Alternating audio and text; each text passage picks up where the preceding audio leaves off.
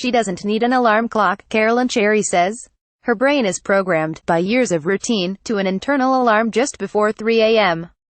1 hour after rising, she leaves her house in Hemet and drives in darkness to the South Perris Metrolink station, the first leg of her daily journey to work. The drive takes 22 or 23 minutes, a bit longer if she picks up a friend or stops to get a cup of tea for the long train ride ahead. The parking lot is all hers when Cherry arrives, and she pulls into the same spot every time. The train leaves at 4:43 a.m. and Cherry, 60 years old and a couple of years away from retirement, rides it all the way to the final stop, more than 2 hours away. That's Union Station in downtown Los Angeles. Scheduled arrival time 7:05. Cherry then hustles to the Red Line, pops out of the ground at the Civic Center station, crosses Hill Street and reports for duty as a clerical worker at the L.A. County Auditor Controller's office by 7:30. 9 hours of work, 6 hours of commuting a day. It's usually 815 or 820 when I get home at night, says Cherry, who has been doing this merciless long-distance commute for 16 years, getting by on just 4.5 hours of sleep each night. 9 hours of work and 6 hours of commuting. That's my story. In a region of hellish commutes, it's one of the craziest I've heard of.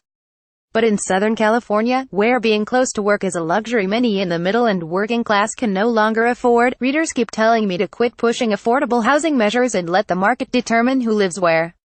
If you can't afford the west side, they say, go east. So I went all the way to the end of the line to have a look. And sure, 90 miles or so from downtown LA, you can get far more stucco for your money. But it comes at a real price. Ungodly commutes, as we know, are not new to Southern California, which practically invented sprawl. People have long moved out of the city by choice, but with housing costs at historic highs, some now move by necessity. According to Metrolink, the 400-plus-mile commuter railroad has the longest average one-way trip, 36 miles, in the country.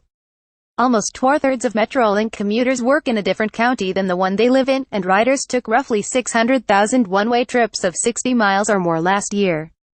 That's grueling, but on a train, at least, you can make good use of your time and experience the evil pleasure of glancing out the window at all the poor souls stuck in traffic.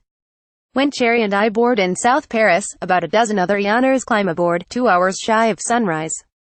Morning commute begins in the darkness. This is where I sit, Cherry says as she slides into a 4-seat compartment with a table, where she sets her tea. The Metrolink extension to Paris didn't begin service until the summer of 2016, so before then, Cherry drove to Riverside and took the train the rest of the way. That still added up to 3 hours each way, and Cherry says she prefers a longer train ride to driving in heavy traffic and contributing to air pollution. But why Hemet? Cherry's story unfolds as the train chugs along, with stops in Moreno Valley, Riverside, Corona and Fullerton. The sky outside still dark as empty seats begin to fill. Terrence Dyke says he's in his first week of commuting to a new job in Los Angeles from Nuevo, where he lives in a motorhome.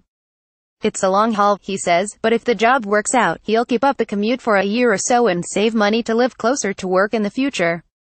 If he can afford to. Michael Perkins, a microbiologist heading to the Norwalk station, says he and his wife bought a 3,000-square-foot house in Riverside 10 years ago, with good schools for their 3 kids. It cost just $280,000. There's no way I could afford a house like that in LA, he says, so for him, an 80-minute door-to-door commute is worth the trouble.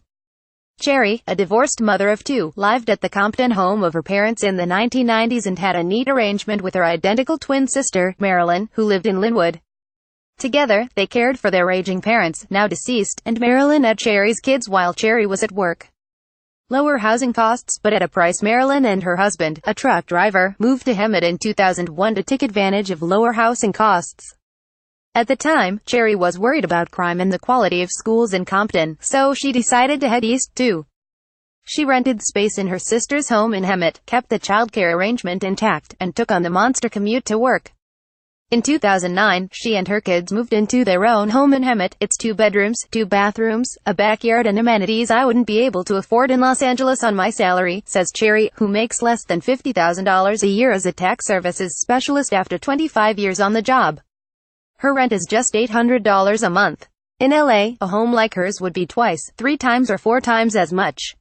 And while Cherry says she has no regrets about her move to Hemet, she does bear some pain.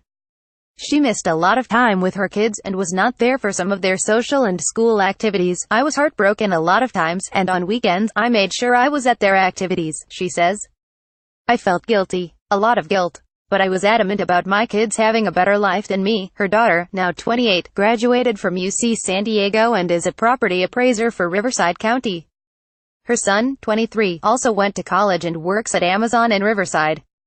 Cherry looked into making a switch to Riverside or San Bernardino counties, but says the pay was significantly lower, even taking her $400 monthly commuting costs into account. So she decided to hold on to her seniority and retirement benefits, tough out the commute, and retire at 62. Because she works 9-hour days, from 7:30 to 5, she gets every other Monday off, which helps. No financial stress, but commuter stress. I have no financial stress, whereas if I was in LA I'd live paycheck to paycheck. I didn't want to live like that and I didn't want my kids to see us living like that, Cherry says. I'm pretty much okay with everything, she continues as her eyes fill and she dabs a tear. Everything was about sacrifice, and at times I beat myself down because I wasn't educated and didn't have higher pay. But you know what? I did okay, and I helped put my kids through college. The light is coming up now, and in the distance, LA skyscrapers reflect the golden dawn. It's not so bad, says Cherry, once you program yourself to the routine and look forward to seeing the members of your commuting family, including a best friend from junior high who usually boards in Riverside. I chat, I sleep, I listen to, my mind wanders, I think about the past and the future, Cherry says as the train from the land of affordable living arrives on time, halfway through another day of compromise. Caption. Get more of Steve Lopez work and follow him on Twitter at @SteveLopez.